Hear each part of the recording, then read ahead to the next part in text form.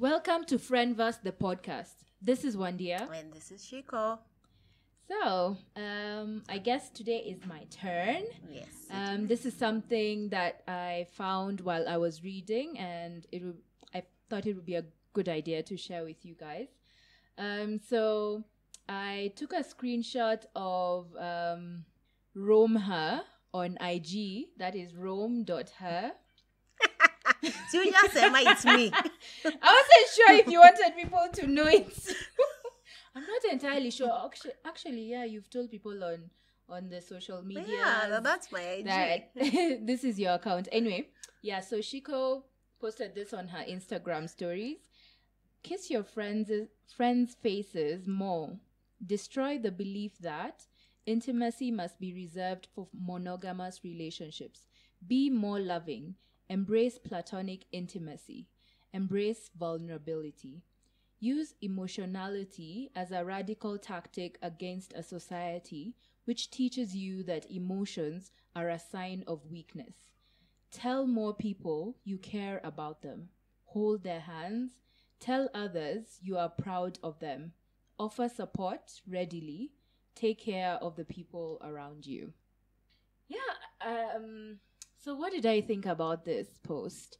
I felt it was in some way like a mild call to action, not to wait for getting partnered, getting into a long-term relationship to do these things that naturally we would want for ourselves, in our friendships, in our close friendships, as something we can do to people around us to show them that we care, that we have fun with them, that we enjoy their company, that they're special to us.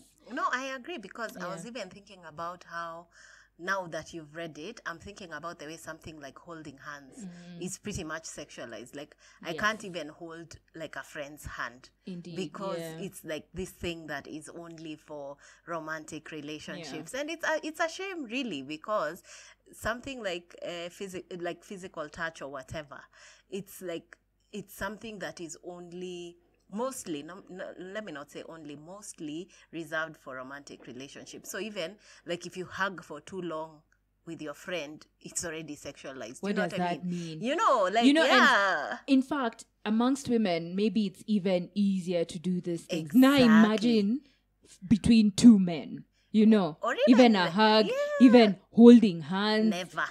Like, it's impossible to even fathom that. Or even between people who have a platonic friendship and they're opposite genders, and then you want to hold hands. People will be like, okay, is that your partner? Like, is there something going on between the two of you? If you're hetero. Yeah. this is for a very hetero type of classification. And it's always a problem with the heteros. Honestly, the cis heteros are the ones with all that problem. We're the ones who have those issues. It is, and it's honestly, we need to look inwards, because if someone, let's say, is a lesbian or whatever, like, it's not every chick that she'll hold hands or will have that romantic relationship connotation. In fact, I remember a conversation we were having where we were discussing, would you let another man lift you? Me, first of all, I don't like being lifted. So, do not lift me anywhere. Yeah. But now the thing was, it's like this thing between two romantic partners. You're hoisted into the air, and he looks up at you lovingly. Well, we assume it's the man doing the lift. Well, I will not be lifting anyone. Yeah. Ooh, never. Anyway, I really like that. So thank you very much for sharing that particular post. And it's a perfect segue. That's our favorite word, by the way. Kamsa. Even our WhatsApps are full of segue. Segue these days, to the topic of the day, which is friendship. And it comes from this article that Shiko herself, again, shared with us. It's about friendship, and it's titled How to Make Friends in Adulthood. And it's from like Vox. Something like that. And I think it has some good conversation there and some cool prompts that maybe we'll get into in depth or just enough during this episode. So maybe to begin with, I would ask Shiko. The article had this concept of showing up for your friends when it matters. Yeah? Keyword, when it matters. So how do you know these moments which matter to your friends so that you can be clear that I need to show up for them in these particular moments? And that's what I one of the biggest takeaways for me in that article was that there are some conversations that people don't have that should be had. So if I'm showing up for you when it matters, you have to tell me that this matters and I need you to show up. Because some of the issues that happen in friendship is that you'll say, oh, so-and-so wasn't there for me at such and such a time. But you didn't tell them. That thing of assuming that people know when to show up, you know, it's a bad thing. It's a bad thing to make that assumption. It's even a bad thing to assume that someone is your friend and you've never even had the conversation of, are we friends, you know? So it's I don't know. There's a lot that needs to be done when it comes to friendship as a relationship. Yeah. And you know my stance on this. I say it all the time. There's so much focus on romantic relationships, like how to maneuver and how to do this. I'm actually happy that I'm seeing more articles on friendship because, I mean, science has proven that friendships are important. Yeah. So, I mean, where is this guidance? Where is all these articles that, you know, where are the prayer warriors for friends, you know? Yeah, exactly. And it's this idea of actually having these conversations with your friends to tell them that, yeah, this thing is coming up and I need you to be there for me. Or I'm really going through maybe a hard moment at work. Can we meet up? I just want to release some stress. I'm doing this thing. So I would imagine me telling you or inviting you specifically, Shiko, let's say, to maybe this hangout that I'm organizing or this trip and everything. And I specifically tell you that it's important to me. I want you to be there because we are friends. I don't even know. Do people tell each other that they are friends? That I like you, that I love you, so that someone can be like, by the way, Shiko is my friend and I'm her friend. Exactly. Do you tell your friends that, guys? Well, I never used to, but these days, okay, first of all, let me take you a step back. There's when I was reading this article, I also liked that it said, if you want someone to be your friend, you should approach them, because some of the things that hold people back in friendship is this no new friends mantra nonsense that I totally don't believe in, because what ends up happening is you have friends because you've known people for a long time and they're not adding value to your life. Yes. So they're just in your life because you've known them since high school or whatever. This thing for the past 15 years we've been friends, that tells me nothing. It does tells me nothing. It does not. And actually, I was reading something on Brain Pickings about the commodification of friends and how a friendship can become commodified. For example, someone that you've met once or something, when you have a conversation with another friend, because you want to appear cool, you'll be like, oh, my friend XYZ, but that person is not your friend. It's just someone you met once. You know what I mean? An acquaintance. Yeah. That's why maybe they don't quite remember you. Exactly. But because you want to appear cool and you want to appear that you are not lonely or whatever, people become your friends. Anyway, now to go back. Long time ago, I never used to be like, are we friends or are we not friends? These days, by the way, I'll ask you live, are we friends? So that I know what expectations to have of you or what kind of conversations we can be having. If we are just acquaintances, by the way, me, I'm okay. I am okay even as far as the article was concerned. I'm okay with not meeting. I know they were very big on, you make plans to meet or whatever. Me, I don't make plans, which I don't intend to keep. If I'm going to meet you, I'm going to meet you. Exactly. But there are people who we will chat, and we are buddies. We will chat on the phone, we will chat on WhatsApp or whatever, but meeting is not like really a priority. Yeah. I don't think that means that we are any less friends.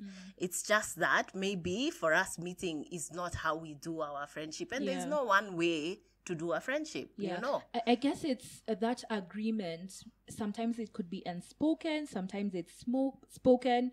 And if you're not deviating from that norm that you've established with this person, the way you show up for each other, and it's continuing in that way, then you know that that's how you show up for that friendship. Thank right? you. Oh my God, do you know, flashback? You've reminded me of a friendship that ended because so, I stuck to the norm, and someone was like, oh, you did 1, 2, 3, and I wanted you to do 4, 5, 6. And I'm like, but I've always done 1, 2, 3. Yeah. When did this change? And then we just had a falling out and we stopped talking. And, you know, so really pretty much we should have terms and conditions. Yeah. Because you know someone, and this is when you said when this person demanded you to do 4, 5, 6, yet you've been doing 1, 2, 3. I find myself in this position where someone who you're maybe having a friendship with or a relationship with, you've been doing 1, 2, 3, and then suddenly they're only doing 1, and you need to keep that same energy if this friendship is to continue as you had created those norms. So either you're meeting those standards, this thing for you're going less or you're demanding more, you know, unless we sit down and we say, actually, we need less or actually we need more, you can't really just wake up and say that will continue in this way on your end, or else there will be a problem in that friendship, right? Yes. Yeah. So now that we've established when exactly it's, you know, when it matters, having these conscious conversations, the article also talked about the idea of flakiness in friendship, about being intentional, and this idea of you wake up one morning and you decide, actually, I will not show up and for this particular thing. And, you know, these things add up. The article was covering this issue of these two people had made plans for six separate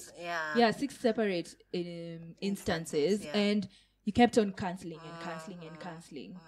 And to be honest, I felt 6 whole times, and you kept on making an invitation. I know. I feel like I do not have that bandwidth. Once you cancel once, I will rely on the other person to tell me, okay, when are you free? Do you know we are the same? Because, okay, one of the conversations that I saw surrounding that particular part of the article was people saying, oh, people can be going through stuff, and maybe at that day they were not in the headspace to meet or whatever. And you know what? That's fine. Totally. That is fine. Life is hard. No, by the way, life, I to be get honest, it's a thing. No, I get it. You know, maybe that day you didn't have money to go and pay for drinks, or maybe your head was not, you know, in that place where you want to meet people. Maybe you're going through something that you are not ready to talk about. Yeah. I get it. But me, I'm like, after that, I'm just going to leave it to you to come to me and tell me, okay, now when can we meet? Because I feel like part of that thing of expecting one person to always be the one who initiates the meetups also creates a bad precedent, in my opinion. Because at some point I'll sit down and be like, Kwani, I'm the one who always wants to meet. You're carrying the friendship, by the way. Yeah. So and I will never, let me tell you, even if you hint to me what are you up to this Saturday? But you will not say, can we meet? I am going to evade all those, you know, those things you're trying to, as in, oh, do you want us to meet us? I'm never going to say it. I'm going to wait for you. Exactly. And we have to hold people to these standards. I feel like part of it is like, because people have never been held to that kind of standards, especially with friendships, is how they are able to, you know, just be, sorry to say, but a substandard friend. Yeah. We have to know the kind of friends that we deserve. And we deserve good friends, you know. And on that thing for meeting up, like for me, definitely one of my languages is time spent. Like for people who I consider close friends, we must see each other's faces once. Or like when immediately I've missed you, beyond me chatting with you and everything, I want to see your face. I want to spend time physically in, you know, presence. I like being in the presence of my friends. People who make me happy, who you know, make me feel hopeful about the things in this world that is so hopeless. So for me, you canceling 3 times is like you telling me I don't want to be your friend. It's a rejection of some point, to be honest. And also in your friendship, maybe she could be like, by the way, for Wandia, time spent is a big thing. She's not the person to cancel on. Or if I'm canceling on Wandia, that there must be this, you know, thing that I'm also explaining to her that, by the way, something has come up, and that something is ABCD, rather than just saying, you know, I can't make it today. To be honest, these days when I have that, when someone tells me that, I'm like, okay, so you can't even tell me what it is you're doing. See, we are friends. You can either tell me it's a family issue, maybe if you don't want to delve, but tell me what really happened. Don't just say, I can't come. Or there are people who'll be like, they don't even say that they're not coming. To me, that is, you don't want to be my friend. And by the way, I find that so terrible. Like, especially, okay, so I'm just gonna get a bit personal here. So whatever, your birthday. Yeah. I was so annoyed. I'm like, someone, you confirm you're coming, and then a week 2, I'm like, confirm, because I haven't confirmed the catering or whatever. Yeah, I'm still there. Then the day, nothing. By the way, block. I feel nothing. I find that so rude and disrespectful. And these days, honestly, I'm just impatient. Maybe it's because I'm growing old or something. But before, I'd be more like, oh, you know, now. But you know, even the unique thing is, in such moments, people don't even tell you. Because now I'll try put myself in that person's shoes. Maybe they see a lot of time has passed and I don't know how to approach this thing. No, chill. I'm with you 100%. To be honest, those people are no longer even I took measures so that the same energy is matched, so that they know also on their side where I stand with them and where they stand with me. Now I'm putting myself in their position where, like, you know, sometimes a lot of time passes and then you're like, shit, I left it too long to have this conversation. And to me, imagine, I find it better that you leave it alone. But then you come back to me because of your guilt, not because you know you hurt me. That is it. Keep it away from my energy. It's guilt. You're right. It's guilt. It's guilt. I'm like, your apology that comes 1 month, 2 months, please keep it. Keep it in your pocket, because this other person is better off without.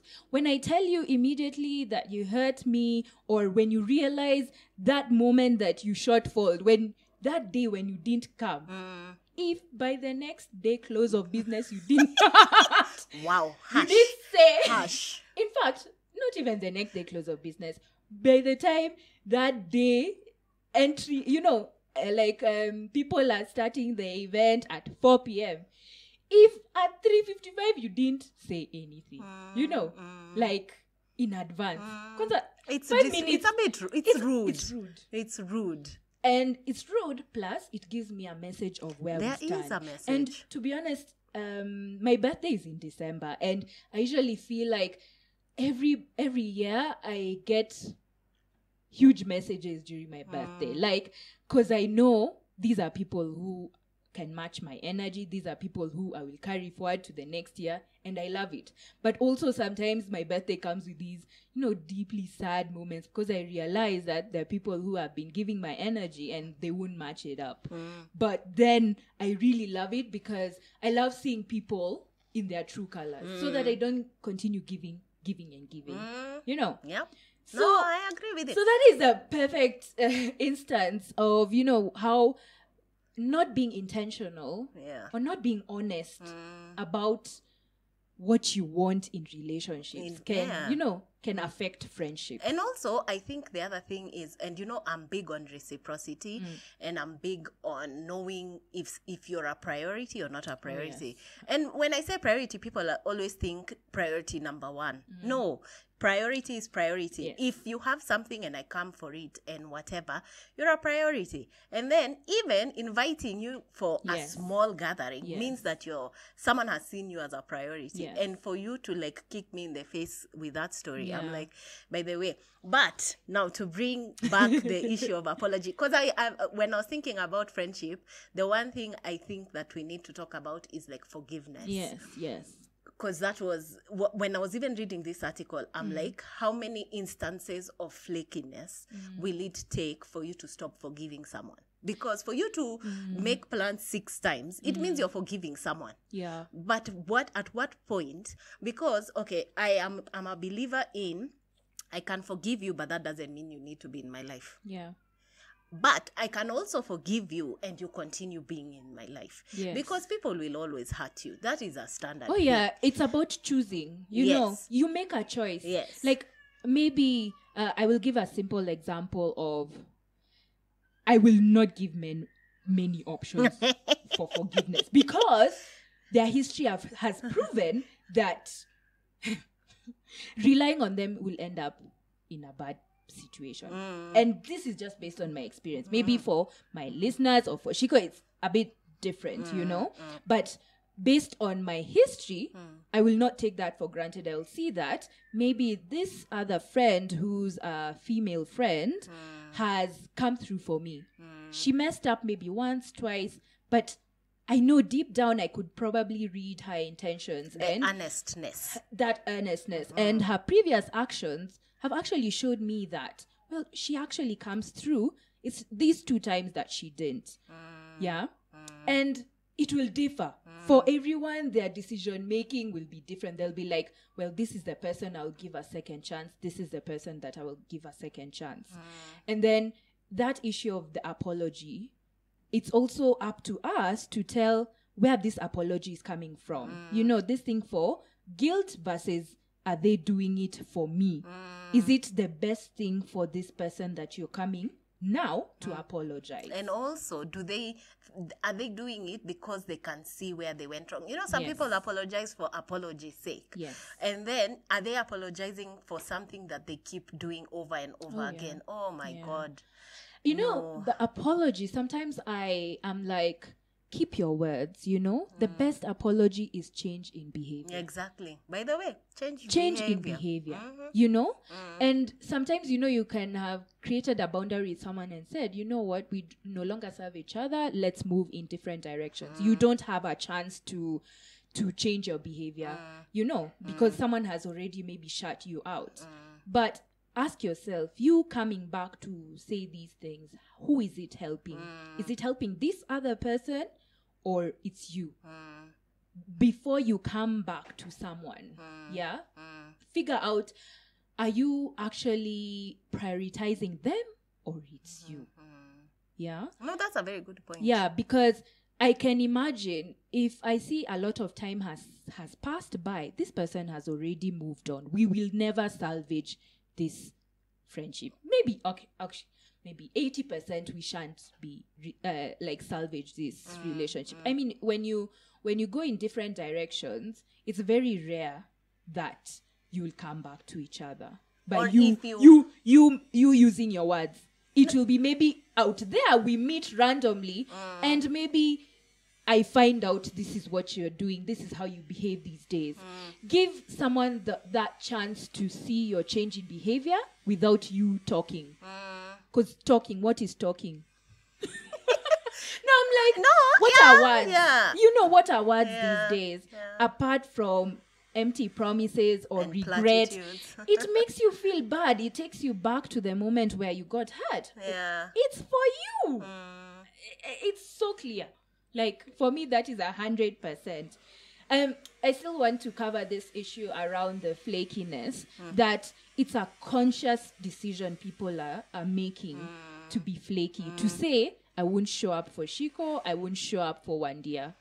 You know, and the thing is, we try to avoid realizing this with us because it kind of makes us feel bad that we are not showing up for someone. But you know, deep down, if we're honest with each other, we should be like, yeah, actually I don't want to. And so we should stop hanging out in the periphery of people's lives and saying, yeah, Let's that meet sounds up. like let's do this, let's do this. Let's have How about coffee. we don't say those things? Yeah. Just say in that moment, oh, it was lovely to meet you today. I wish you well in the future and everything. By If we the bump way, into each other, that's fine. good. But this thing for, we should actually, why? Not Why everyone should we- needs to be your friend, by the way. Yes. You can meet someone, have a good conversation, and it ends there. Let's meet randomly in December in, in all those clubs and me, because I only go out in December. Let's do that. Don't show that you want to hang out with me in their different quarters of the year. Yet you're a December friend. You know what I mean? No, and it's not a bad thing to be a December friend. At all. Me, I love my December friends because December is my month. And I love all of you are special in that way. But don't show that you want to be a friend the other months of the year. Yet, deep down, if you ask yourself, you're like, I really don't have the energy to show up for 1 year. Yes. For these 11 other months in the year. No, and I it's agree fine. with you. I have lovely friends who show up for me these other months. You making me try to meet you halfway is taking out my energy from these other people who consistently show me that they reciprocate. And let me tell you, there's nothing as good as having friendships that like friends who show up so that you know what you deserve when you say someone is a close friend. You know exactly what that means. Right. And people need to believe in the hierarchies of friendships because it exists. People always want to make like everyone is your close friend. That's not how this thing works, by the way. Me, I have friends who all we do is discuss anime. And by the way, we are buddies because when that episode drops, those conversations are lit. And I have friends who all we discuss is music. And they are all hierarchies. And we know that we are not, I'm having a Rorashio, come for my Rorashio. By the way, I know I will not be invited. But I know, because that's not how our friendship is. And I won't catch a feeling because that is not how our friendship is. You said that, and then I'm just like, there are some people who also try to take you to another level of friendship.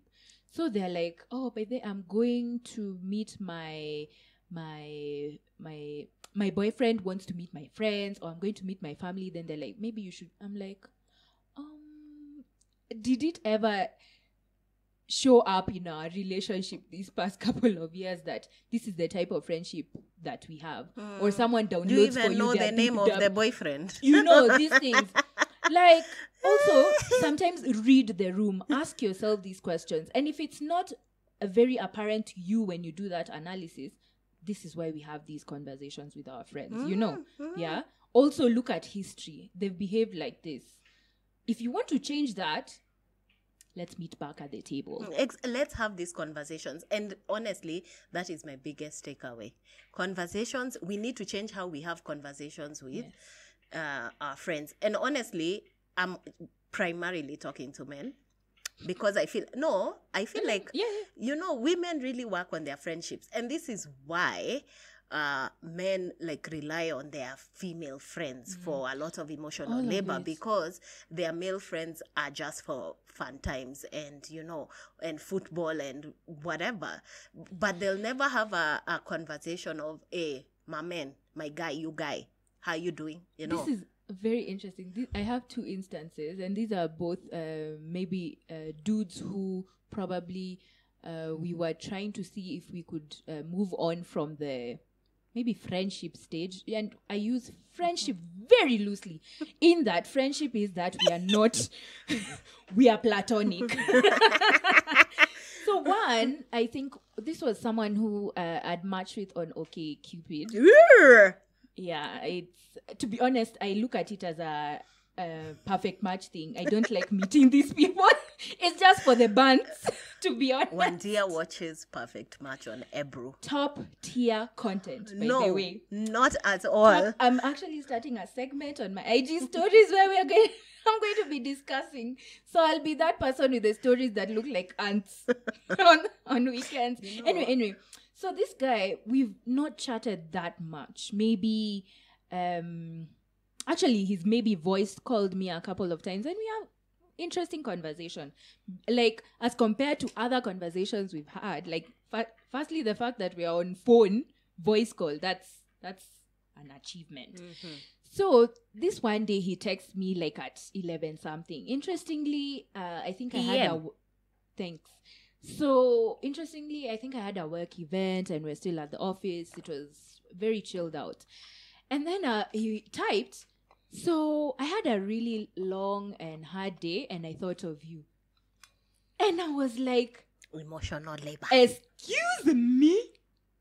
You had a hard long day and you thought of this babe you've matched with on OKC, whom you don't know left or right. You don't know anything. I want to offload these burdens on you, my sister. It really I could not even reply that day. Actually, he called, it was a missed call, and then now he followed up with a text. And I was like, are you freaking kidding me? Let me tell you my newest thing. Me, I have do not disturb between like 10 Thank p.m. you. and 8 a.m. Well, until I reach home, I don't usually activate it. Mine is automatic. Kwanza, mine is do not disturb and my phone goes off. Yeah, okay. So, love it. Yeah. Energy. So I have, as in, it's those ones where I'm like, just know you're not going to disturb me. And anyone who wants to get me between that times has my husband's number. They can really, if they really want to find me, they will find me. Because his phone doesn't go off. You know what I mean? Yeah. That's number one. Number two, I have become so good at spotting emotional labor, especially. You're the one who taught me. Let me tell you, mine is even worse because I have a whole blog on agony aunt issues. So everyone thinks, oh, Shiko, this is happening in my life. And they won't write it to ask Shiko. They'll write me a message. And then I'm like, by the way, I'm not. First of all, PSA to my friends, if you are going to come and give me an issue, you should first ask me if I'm in the headspace to receive whatever it is you're bringing to me. Don't just write me a whole paragraph, about all your issues, just assuming I'm just there to do this labor, just because I do it as a blog. It's only fair. It's respect. honestly. Actually, it's respect. Hey, please. Yeah. So these days I'm very good about spotting it and evading it. If I'm not in the headspace, sometimes I'm like, I'm idle. Let me listen to this. But most times I'm like, by the way, let's have some respect for this friendship. Let's not go there. Yeah. Indeed. And people feel like I should feel, I should feel a type of way because they see me as this person they can come to with their issues. I'm like, people just, there's a word that Brené Brown has for it, where people dump things on you and they'll dump it and then assume that you should feel like they're intimate with you, and they're really not. They're just dumping it They're on just you. dumping. Yeah. And to be honest, men are so good at this. Like, everyone. It's a lot. It's those ones for you, like, I think you've overestimated what this relationship is, and I'm not interested in where you're trying to take this. So the next part of this is, then I know we've talked about friendship, but then I want to know, what exactly is friendship? Man, in one episode. No, just a little last part, because we've talked about the things that erode a friendship, things that maybe cancel out a friendship. Then how do I spot a friendship? Like, if I look at my friends right now, my relationships with my friends, what are these things that are consistent amongst all of them? Or for me to feel like, okay, this is an actual friendship that is worth investing in. Well, that is like a very, very, very complicated question, because people have tried to define friendships, philosophers, and because this is something that I'm really obsessed with, I have some thoughts. Of course you do. Of course I do. Well, something I've realized that for me is 100% necessary for me to call it a friendship is being intentional, where I am showing up that where I maybe get myself a bit uncomfortable so that I can make someone feel loved, because I know this person needs me in a certain instance, or I'm purposefully keeping them in my radar or informed about my life. Sometimes we think it's easy to keep a friendship, and it's like just a romantic relationship. Romantic and platonic relationships both need a lot of effort. You need to wake up every day, or maybe not every day, but you need to wake up knowing that I have to do certain things so that I can continue upholding this relationship that I have with this person. You not showing up for certain events, you not responding to my texts, you not also creating a plan to hang out with me, you not maybe showing up when I need you, being a listening ear. Those are things that you have to choose to say that I will continue doing this so that I can continue having a friendship with so and so. Otherwise, when we let this intentionality go, is when now we begin to become flaky in a friendship, and then you move from friendship to acquaintances, and sometimes people will be like, you ignore when someone fell off, and then you're like, no, we are still friends, but then you should ask yourself, when did they last show up for you? When did you last have an in-depth conversation? Do you even know what is going on in each other's lives for you to call each other close friends? Yes, and one of the things you said has stuck with me, because we choose who our friends are. Yes. I feel like people fall into friendships, like they are passive about it, and then they'll be like, this is my friend. And that's how you end up with friends who don't add value in your lives. I feel like it's very important to choose people who become your friends. So these are people who you share values. These are people who you can talk to, or they can talk to you. And then there's this reciprocity in the relationship. And then it's not a burden. Yes. Because the thing is, yes, friendship is work, but it is not a burden. That's a good point. It is a good point. Thank you. Like, I like that so much. Oh my gosh. Because I'm like, are you helping my life be easier? Is my load lighter because of you being in my life? And vice versa. Definitely the reciprocity. Because I feel like sometimes people reject my friendship, and that's fine.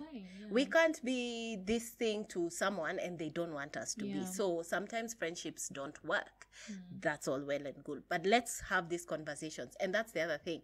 I feel like the ability to talk to someone and let that person talk to you. Let's say I do something that is wrong. Wanzia being able to talk to me and be like, Shiko, by the way, this thing you did, 1, 2, 3.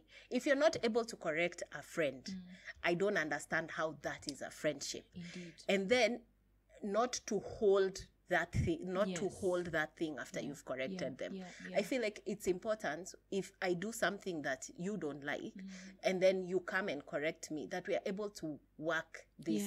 Because sometimes I feel like we dispose of friendships because it's something that can be disposed of. You know what I'm saying? We feel, because if let's say you're in a romantic relationship and someone wrongs you, it's harder to, depending of course on what the wrong thing is, we forgive and we move on.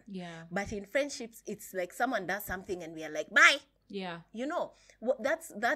is lacking some thread. Yes, this is true. The relationship is lacking something that is holding you together, because people will always fail you, people will hurt you, but the ability to forgive and to move together in the same direction in friendship, I feel is also important. Totally. Like you see the way you said, just like that, depending on what they did, I feel like if you've already decided that you have a friendship and it's a friendship that you deem as special, or it's a close friendship, when someone approaches you with maybe that criticism, and then maybe you'll need to, process it and probably go through the forgiveness part, it will be about giving someone the benefit of the doubt and restoring the trust that now your relationship after this will still continue to grow and be worthwhile for both of you, rather than, as Shiko said, holding it against this other person and be like, Wandia did this other thing and I don't think I'm gonna let go of it. I'm going to just, I will forgive, but I'll never forget. I mean, okay, yeah, that's realistic. However, I feel like people use that word so that they can hold it over you forever. Let it leave your space. Stop thinking about it and give a chance to this relationship to build again, to grow, and both of you can be happy. And I'm going to mention this question that Shiko asked me today, and still it's around friendship, but now it will be a perfect segue. Perfect, best word alert. When we talk about maybe relationships with family, in that analyze your family right now. If they are not your family, who would be your friend? Yeah. Just think about it and save that for that day when we have a conversation around our relationship with our family, with our parents, siblings. With our because extended, it's coming. With our extended family. Yes, because the reason I asked you that one day is because it reached a point where I felt like I was not gelling with my extended family. And I was like, I'm only going above and beyond because I'm related to these people. But if they were not related to me, they would not even be my friends, because we just don't have the same values. We are not, they refuse to grow.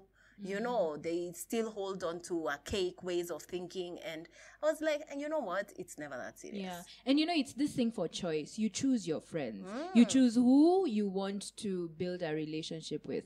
It's very intentional. And in some way, like with family, it also has an aspect of intentionality, but it's like the first decision was not up to you. It wasn't. So maybe after that is when you can be intentional and be like, okay, since we are here, let's just build this relationship. But you see, I find that these relationships we have with our friends and versus the ones we have with our family are very different. But it's also a great way to measure yourself and see how exactly you're giving in each of these relationships, and knowing what you deserve. And I think with that question, it really helped me. Yeah, and we cannot finish talking about friendship in one episode. Never. So we shall continue in another episode in the future. But for now, I think that is enough. Don't you think so? It is. Okay, so as usual, we'll end with, what are you listening to? Yeah, Shiko, what are you listening to? I'm listening to Emily King, and everyone should really listen to Emily King. She has a new album called Scenery that dropped in February. But my favorite is still The Switch, which I think dropped in 2015. Either way, Emily King, look her up. Love her. Yeah. So today morning I actually woke up wanting to listen to Taras Riley. What's that song? Give Me a Little One Drop. Such a really good song. I'm lucky I discovered reggae. It was late in my life. But oh my God, it's yes. Those are my things. Yeah. Okay. So and thank you guys for listening. And we'll see you in another Tuesday, I believe. Yeah. Bye. Bye. This podcast episode is recorded with the assistance of Courier. You can listen to this podcast on Spotify, Apple Podcasts, SoundCloud, or anywhere else you listen to podcasts.